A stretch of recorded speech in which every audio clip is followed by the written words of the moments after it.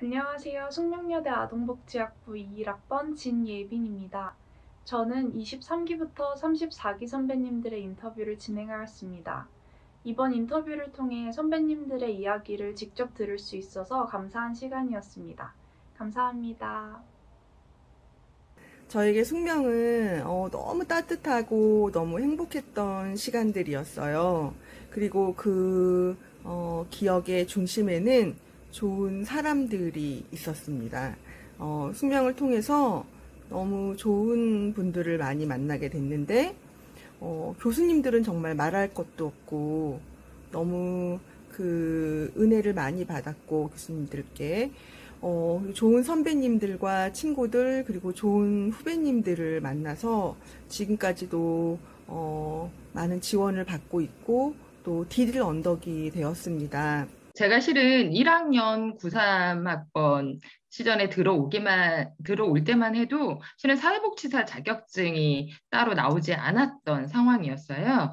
그래서 저희가 1학년 때 1학년부터 4학년 모든 이 아동복지학과 학생들이 모여서 사회복지사 자격증을 실은 아동복지라는 부분은 복지도 그 과가 포함이 되어 있잖아요. 근데도 이제 사회복지사 자격증이 안 나오다 보니까 1학년부터 4학년 학생들이 다 모여서 사회복지사 자격증 취득을 위한 학교 교육과정을 바꾸기 위해서 실은 같이 데모를 했습니다. 이때 실은 3, 4학년 선배들의 희생이 좀 컸었는데요. 왜냐면 그때 교육과정을 바꿔도 3, 4학년 선배들은 자격증이 취득이 안 되는 상황이었어요. 심지어 4학년 선배들은 졸업 여행도 포기하고 저희 과의 발전을 위해서 사회복지사 자격증 을 위한 교육과정을 바꾸기 위한 같이 데모를 좀 했었었는데요. 그게 이제 학창 시절에 가장 기억이 남고 실제 지금 우리 후배님들이 받는 사회복지사 자격증이 저희 선배들의 노력에 의해서 바뀌어졌다는 걸 조금 알아주셨으면 좋겠고요. 저는 원래 학교를 다니면서도 교육 분야보다는 복지 분야에 관심이 많았고 실제 뭔가를 계획하고 실천하는 데 관심이 많았습니다. 그래서 조금 더 이론적인 측면을 보완하고자 대학원에 진학을 했는데 저희 지도 교수님께서 NGO에서 일하는 거에 대해서 어떻게 하는지에 대해서 좀 연결을 해 주셨고요. 실제 NGO는 뭔가를 계획하고 바로 실천하고 그 결과가 내 눈에 보이는 그런 실천적인 분야이거든요. 그래서 또 제가 이제 그 하고 있는 분야는 아동 안전이라는 분야인데 굉장히 그 당시만 해도 생소한 분야였어요. 하지만 제가 생각할 때 이 분야는 블루오션 영역이라고 생각을 했고 제가 이 분야에서 뭔가를 한다면 전문가로 성장할 수 있겠다라는 확신이 들어서 이 분야를 선택을 하게 됐습니다. 무궁무진한 가능성을 지닌 작고 귀여운 천사들 그리고 사랑스러운 보물 그리고 항상 영원히 함께할 나의 동반자 그렇게 이야기할 수 있겠고요. 매 순간이라고도 할 수 있겠지만 학기 초에 마냥 아기 같기만 하던 우리 친구들이 점점 저와 함께 지내면서 점점 자기 주도적이고 자주적인 모습으로 유치원 생활을 씩씩하고 더 즐겁게 해내는 모습을 볼 때 보람을 정말 많이 느낍니다. 사실은 과거를 생각해보면 1학년, 2학년, 3학년, 4학년 사실 아동복지학이 무엇인지 잘 모르고 그냥 지나온 것 같아요. 근데 너무 지금 생각해보면 너무 좋은 학문이고 공부하면 할수록 재미있는 학문이고 그렇기 때문에 1학년이 된다면 저는 좀 더 열심히 공부를 해보고 싶다 그런 생각이 들고 더불어서 공부뿐만 아니라 다른 학교 생활이라든지 또 그런 여러 가지 경험들도 많이 해봤으면 좋겠다 이런 생각 듭니다. 센터를 운영하는 거는 비즈니스의 문제라서 사실 운영하면서는 사람에 대한 어떤 이해나 이런 폭이 더 넓어진 것 같고 그리고 사무실을 운영하면서 굉장히 순수하게 접근했던 학문적인 거나 제가 아이들을 대했던 그런 어떤 부분이나 이런 부분들이 좀 많은 변화를 가져온 부분도 있고요. 사실 상담을 하면서 아동에 대한 이해가 많이 넓어진 건 사실입니다. 운영하는 거하고 상담을 하는 건 또 다른 일이기 때문에 아이들을 만나면서 그냥 자만심의 한 종류였겠지만 애들은 다 날 좋아하고 나도 어떤 애들이든 다 좋아할 줄 알았는데 그냥 쉬운 말로.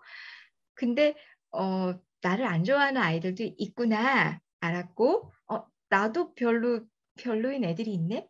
라는 걸 알게 되었습니다. 그래서 편견 없이 사람을 대하는 것, 아동을 대하는 것, 그리고 아동 발달 이론에 대한 또 중요성에 대해서도 한 가지 더 이야기하고 싶은데요. 학생들이 지금 공부하는데 발달이 재미없을 수도 있는데 굉장히 그 발달 이론이 딱딱 맞아떨어지게 느껴지는 여러 가지 이론들이 맞아떨어지게 느껴지는 그런 순간들이 있습니다. 그런 순간들이 너무 경이로웠던 것 같고 그것은 저희 아이를 키우면서도 애착 이론이나 이런 부분들에 대해서도 다 유레카하는 것처럼 옛날에 다 알았다고 이해했다고 생각했는데 몸으로 체득된 부분들도 굉장히 많았다고 생각이 듭니다. 그래서 아동에 대해서 더 알게 된 점? 아이들은 생각보다 훨씬 더 경이롭고 할 수 있는 게 훨씬 많고 잠재력이 훨씬 더 많은 존재라는 것. 어제보다 나은 인생을 살고 그리고 어제보다 나은 사람이 되는 것을 목표로 해서 살아오고 있는 것 같습니다. 그리고 하나 더 제 인생의 목표가 생겼다면 그냥 아이한테 좋은 엄마가 되어주는 것. 그리고 아이가 자람에 따라서 나의 역할을 잘 조절할 수 있는 엄마가 되는 것이 한 가지 더 목표로 생긴 것 같고요. 그냥 좋은 사람이 되는 것이 이제 인생의 최종 목표인 것 같습니다. 나이 제한이 있는 일들을 해보라는 것입니다. 나이를 좀 더 먹어서는 도저히 할 수 없는 일들, 꼭 20대나 꼭 대학생일 때만 할 수 있는 일들을 찾아서 다양한 경험을 해보시고 그 경험들을 아동복지적인 마인드 속에 녹여낼 수 있으면 여러분들의 삶에 큰 도움이 되지 않을까 그런 생각을 해봅니다. 아무래도 사회복지 일이 어렵고 힘든 과정을 겪고 계신 분들을 많이 만나다 보니까 어떤 감정적이거나 혹은 정신적이거나 신체적인 어떤 소진이 큰 건 사실이에요. 그런데 우리의 어떤 개입을 통해서 그분들의 삶이 긍정적으로 바뀌는 모습들을 볼 때면 내가 이 일을 하기를 잘했구나 라는 그런 생각을 하게 됩니다. 예로 경제적인 문제랑 정신적인 문제랑 아동 양육의 문제 등 다양한 문제를 겪고 계시던 한 어머님이 우리 개입을 통해서 취업도 하시고 그러다 보니까 자존감도 높아지고 그러다 보니 정신적인 문제도 해결되고 자녀 양육의 문제도 도움을 받아서 삶이 긍정적인 모습으로 변하는 거를 곁에서 본 적이 있는데 그런 변화를 겪으시면서 또 본인이 노력했음에도 불구하고 그게 다 이렇게 함께 해준 우리의 덕분이다 라고 말해주실 때 큰 보람을 느꼈던 적이 있고 그러한 순간순간들이 제가 아직도 사회복지 일을 하고 앞으로도 하겠다라고 생각하는 원동력이 돼주는 것 같습니다. 아동과 관련된 일은 우리는 무엇이든 할 수 있다는 것이 아닐까 생각하는데요. 사회에 나가서 우리가 아동복지 관련 일도 하고 보육 관련 일, 사회복지 관련 일 모든 일을 할 수 있다는 것이 우리의 큰 매력이라고 생각합니다. 그리고 이 두 가지를 통합하여 새로운 일을 또 기획하고 구성할 수 있는 것도 우리의 가장 큰 강점이라 생각합니다. 코로나 팬데믹으로 인해 학교에도 가지 못하고 또 활동들도 제한을 받고 있는 것으로 알고 있습니다. 많이 힘드실 텐데요. 그래도 어디에서든 희망은 있고 꿈은 있고 또 무엇이든 가능하다 생각합니다. 숙명 아봉인들 전진하는 멋진 후배님들이 되시기를 바랍니다. 힘내시고요. 그리고 아동복지학과의 50주년을 다시 한번 진심으로 축하드립니다. 아동복지학과 화이팅! 그때 그쪽 수업을 들으면서 좀 더 생각했던 게 대상 자체를 저희가 사실 복지 개념에서도 아동이 뿐만 아니라 사실은 그 청소년 그리고 노인 다양한 계층의 그 관련되는 복지도 배우잖아요. 근데 그 교직이후수 하면서 특히 아동에 그 맞춰지는 부분을 봤을 때 그 아이들의 삶에서 좀 변화가 조금 더 어떤 형식으로 교사라든가 어떤 외부의 인적 자원들이 어떤 식으로 도움을 주느냐에 따라서 아이들의 삶이 달라질 수 있다라는 생각을 많이 하게 되었고, 그 부분에서 제가 특히나 그 아이들의 긍정적인 변화라든가 발전 가능성을 이끌어줄 수 있는 일을 해보면 훨씬 좋지 않을까라는 생각을 하게 되었어요. 그러다가 3학년 4학년 때 실제 그 사회복지 기관 그리고 유아교육 관련되는 기관에서 실습을 하게 되면서 내가 이제 이쪽에 있는 아이들로 했을 때 좀 더 교육적으로 좀 더 가는 것이 훨씬 더 제가 하고 싶은 일에서 보람이라든가 그런 부분이 있지 않을까 생각을 하게 되었고요. 특히 그 수업을 들으면서 세계 여러 나라의 그 아이들의 그 영재교육 프로그램이라든가 투숙교육 프로그램이라든가 다양한 그런 여러 학교들에 대한 것들을 접하면서 나도 이런 쪽으로 내가 해보면은 좋겠다라는 생각을 했고, 특히나 우리나라 쪽에서는 그런 쪽이 지금 사실 많이 발달되어 있지는 않아요. 그래서 특히 제가 대학교를 다닐 당시에는 20년 전이기 때문에 그 당시만 해도 우리나라에서 영재교육이라든가 특수아동이라든가 뭔가 특별한 일반적인 아이들이 아닌 아이들을 위해서 그러니까 우리가 제공해 줄 수 있는 교육의 형태라든가 그런 서비스가 많지 않았기 때문에 그쪽으로 많이 해보고 싶다는 생각을 했었고, 그래서 진로도 이제 졸업하고 나서 그쪽으로 이제 생각해서 알아보게 됐고요. 그래서 처음에는 인지교육 쪽으로 해가지고 나가게 돼서 지금까지 현재에 이르러가지고 제가 실제로 지금은 그런 프로그램을 이제 다양한 아이들한테 해가지고 하고 있습니다. 지금 가르치고 있는 아이들이 개개인의 그 삶에서 아이들이 살아가는 데 있어서 자신의 꿈을 찾아갈 수 있게끔, 그러니까 그리고 자신의 능력을 최대한 꽃피울 수 있게끔 그렇게 도와주고 싶고요. 그리고 내 재능이 뭔지 모르는 아이들한테 나침반 같은 역할을 해주고 싶어요. 그리고 또 하나 지금 제가 요즘 특히나 실제 많이 이런 쪽을 일을 하면서 느낀 게, 학부모들 입장에서 부모는 되었지만 사실 아이를 돌보는 데서 어려움을 겪는 부모님들이 되게 많아요. 그래서 그런 부분들을 도와줄 수 있는 부모 교육과 관련되는 것들도 해보고 싶습니다, 앞으로. 그리고 제가 이제 그 아이들한테 늘 배우는 부분은 늘 많긴 한데, 그 중에서 또 아이들에게 배울 점이 있다면 가장 큰 부분은 어른이랑 좀 다른 부분이긴 한데, 나에게 주어지는 일이 있다면 항상 최선을 다해서 온 힘을 다해서 그 일에 매진을 한다는 거예요. 그래서 내가 가진 힘이 100이라면 그 100을 다 써요, 아이들이. 그래서 그걸 볼 때마다 어떤 일이 주어졌을 때 나도 그렇게 열심히 내 가진 열정을 다해서 일을 해보고 싶다는 생각을 합니다. 감사합니다. 제가 계절학교로 사회복지 법제론을 들었던 때가 있는데요. 그때 이소희 교수님께서 강의를 하셨었고요. 그때 소수 인원이 6, 7명 정도 수업을 했던 것 같은데, 교수님 되게 무서운 분이신데, 정말 공부는 이렇게 하는 거다라고 배웠던 그런 수업이었던 것 같고요. 실제로 교수님께 칭찬을 많이 받기도 했고, 그런 저희가 수업을 통해서 만들어냈던 여러 결과물들에도 저뿐만이 아니라 같이 수업을 들었던 친구들 모두 다 좀 스스로가 되게 보람되고 뿌듯하게 느껴졌던 그런 수업이었던 것 같습니다. 저는 유미숙 교수님이 가장 기억에 남는데요. 교수님 과목을 한 개밖에 못 들었지만 그때 교수님의 그런 우아함, 그리고 지성, 그리고 따뜻함까지 너무 완벽한 교수님이셨던 것 같아요. 그래서 약간 숙명인을 떠올렸을 때 교수님의 그런 이미지가 자연스럽게 떠올랐었거든요. 좀 모델이기도 했고, 또 그런 교수님의 우아함과 지성과 따뜻함을 가졌으면 좋겠다라는 생각을 했던 것 같습니다. 제가 이제 놀이치료사로 일을 하면서 연차가 좀 쌓여서 조금 큰 아이들, 중학교, 고등학교 다니는 아이들을 만나게 되었는데요.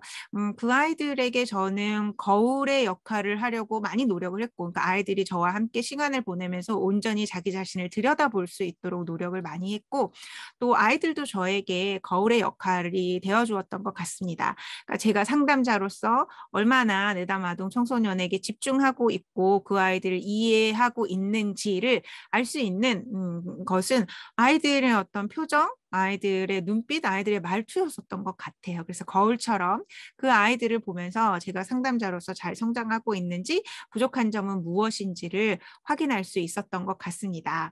얘들아, 잘 지내고 있지? 제가 학교 다닐 때 이제 복지 과목도 배우고 보육 교육 과목도 배우고 상담 과목들도 배웠습니다. 그때는 너무 다양한 내용들을 공부를 해서 이걸 언제 쓸 수 있지라고 생각을 했었는데요.